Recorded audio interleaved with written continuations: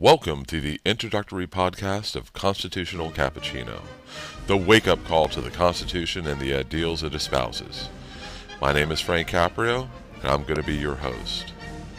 One of the beliefs which drives me is that the Constitution is the reason we are the most prosperous and free nation that has ever graced the face of the earth.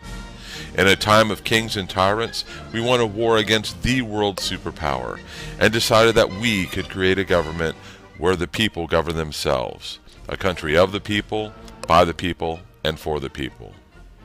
There were running bets on Europe to how long we would last.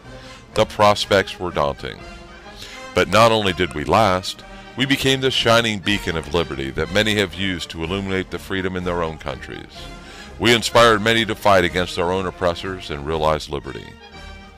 But as we move away from the principles espoused in the Constitution, we see the results.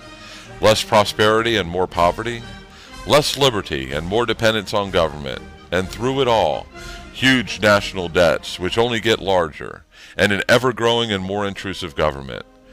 This was never the intention of our country. The problem is not a new one. The roots of our modern government can be traced to Woodrow Wilson and the rise of progressivism. Woodrow Wilson oversaw the passing of the two most disastrous amendments the Constitution has ever been subject, the 16th and 17th Amendments, the income tax and direct election of senators. I will deal with these two topics in more detail at a later time, but suffice it to say that the relationship between the people, the states, and the federal government was drastically altered for the worse. D.C. has taken the bit in its mouth and has never looked back. I would also be remiss if I didn't mention that Wilson was key in the creation of the Federal Reserve, which again is a topic unto itself and will be discussed. My goal here is to educate anyone who is interested in fighting for their country and the values on which it was established. I believe, like many before me, that knowledge is power. That there are some people out there making a living spreading lies about our founding and our way of government. They pervert the meaning of liberty to fit their own wicked agenda. They sway many to their side, and we see the results.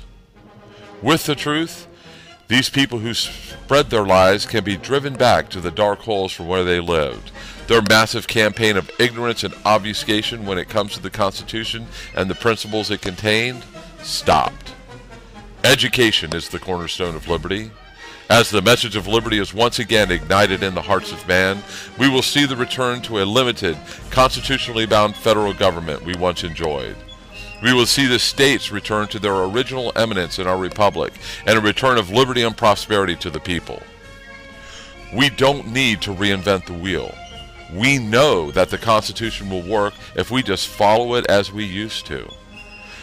We just need to rediscover what we once knew and honor the values and ideals which made us great. Welcome to liberty. I hope you have enjoyed your first sip of Constitutional Cappuccino.